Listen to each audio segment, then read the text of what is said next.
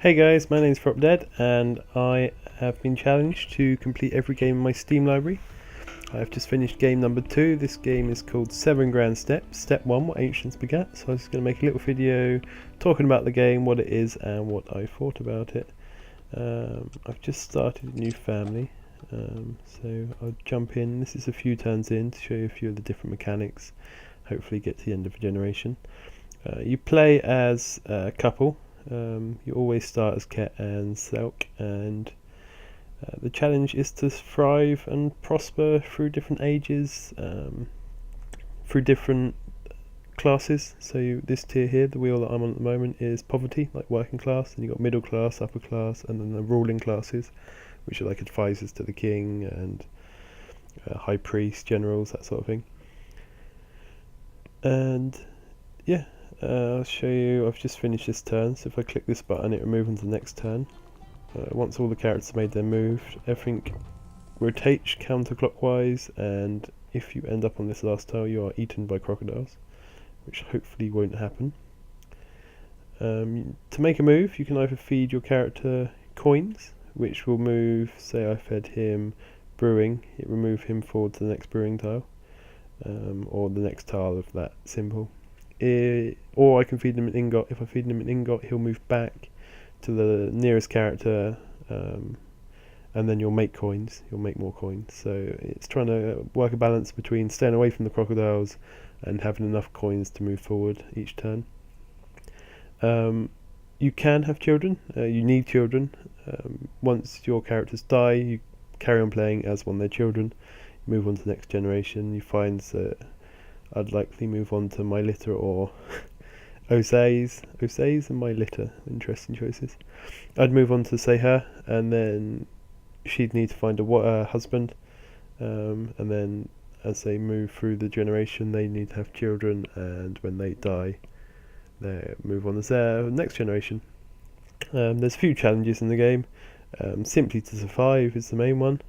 You start as a copper age, you go through different ages. When you get to the end of an age there is a big challenge. You have to do choose your own adventure style, picking options from different parts of a story, and then if you survive you move on to the next age. You also get them as life events throughout the game. Let's move on here, let's send them back to make some more coins. If you move back to a tile with your partner on, there is a chance to have a child, although not today, we've already got enough. And then you can either feed your children ingots, which give them a chance of creating a coin depending on their skills, or if you feed them a coin it trains them in that skill. If you treat your children differently they end up fighting, and then in the next generation you have problems with like rival siblings and stuff. However, if you treat them the same, they're nice, you often get advantages in the next generation where your sibling will randomly give you coins and stuff for different things. It's a very interesting game. It's quite a slow game and can be quite repetitive. I feel like there's a lot of content in this game. Yeah, they don't like each other at the moment, or she doesn't like him, so that could be a problem later on. There's quite a lot of content in the game, although chances are you're not going to see it all in one playthrough. Occasionally this owl appears and it gives you a little story about your character. If you click on this, you don't get to choose what happens. So see here, your family were hungry so he started stealing food, and then you get a result of that. Couldn't steal enough and one of your children died.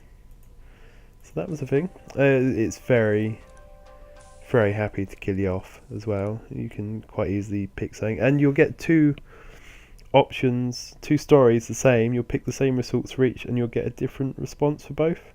I don't know if that's random or if it's based on your character skills, but it can be kind of frustrating if you think you know what you're doing and then suddenly one of your characters dies. I had one character was arrested, and when they were released from prison their wife and children had disappeared, so it was just him to carry on, and then obviously he died alone. He had to jump back and carry on playing as one of his siblings from the previous generation. You do get kind of attached to your characters, and it is kind of annoying when they die off, especially if it does seem random, like a random chance that they're actually dead. There's not really much skill based in some of the choices. These tend to actually be quite bad. Let's try for a child first, in case they decide to kill another one off. Oh yeah, we've got another child, up to 2 now. So let's click on this, see what it is this time. A fire burned Amia's Reed, but her family escaped. The meagre belongings were destroyed. Kitten fired them over. Fights broke out almost immediately. So we now have a rival. You get allies, which if you land on the same square as an ally, it boosts you forward. Or rivals, if you land on the same square as them, they won't actually let you make any coins. So just a bit of a pain. You can generally avoid them, but it can be a bit of a pain. Got no coins after this one. Let's move forward. Oh, someone's been eaten by crocodiles. Oh, children like each other now. He likes her, but she hates him. Fair enough. Yeah, I think that's pretty much the game. It's taken about 10 hours to complete, so it's quite a long game to play through once, and so it can be quite repetitive depending on your skills. Depends on the messages you get. So if you're like a farmer, if you have a lot of skills in irrigation, you'll get a farming stuff, or masonry, you get bricklaying stuff. But because generally once your family is good at one thing, you stick with that thing, it can become quite repetitive. You get quite the same things coming up as again and again. If you get to this top tile, which is like leadership, you get there's a few different mechanics that are introduced. One of them, you become an advisor to the king, tell him who to attack, what to do. Another one, you're on the council, you get to vote on different things, like where to spend money and what to do about certain tribes and stuff. That can be very difficult, and if you mess that up, you do get put back down to the upper class.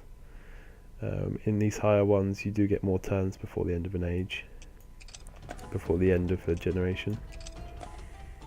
Let's see if I get to an end of a generation here.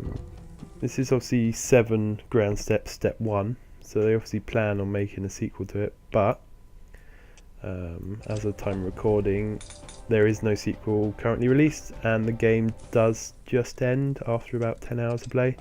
You get to the end of an age, it comes up with a message saying your family will be carried over until the next game. So if you're looking for a complete game, this is not the place to get it. If they ever do release the next part, then obviously I assume there's going to be 7 of them, so that's worth bearing in mind. About 10 hours each, going to be a long old game. But it's an interesting game, it's different, which is nice to see. There's a board game, so I think if you're into this sort of game, you know if you're going to like it or not. It's currently available for $14.99 on Steam or $20 on the Mouse Chief website, and if you get it through the website, it's DRM free and cross-platform, so you can play it on PC and Mac. I've been ThropDead. I'm going to move on to game 3, which is a game called ARES or RS or Rs, I'm not entirely sure how it's pronounced. You can follow me over on Twitch and watch me play them live, or you can subscribe to us here on YouTube and watch each video as I complete each game.